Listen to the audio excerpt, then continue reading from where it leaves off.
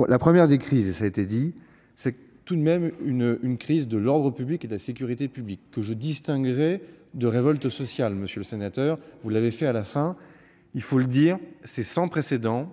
C'est le réveil de voyous, c'est le réveil du grand banditisme. Malheureusement, il y a une tradition autour des trafics de drogue dans cette plateforme caribéenne qui se connecte à des détentions d'armes et que ces individus ont profité de contestations sociales pour, la nuit, commettre non seulement des méfaits sur les biens, mais surtout des atteintes d'une violence inédite sur les fonctionnaires de police et sur les militaires de la gendarmerie. Et j'insiste sur le caractère inédit pour les avoir rencontrés. Les policiers du RAID et les militaires du GIGN ont pu témoigner que, de leur carrière, ils n'avaient jamais, parfois, été confrontés à un tel niveau d'engagement avec des armes à feu. En Martinique, en seulement 4 ou 5 jours, une centaine de coups de feu ont été tirés sur les forces de police et les militaires de la gendarmerie. Donc je vais commencer par là en le disant.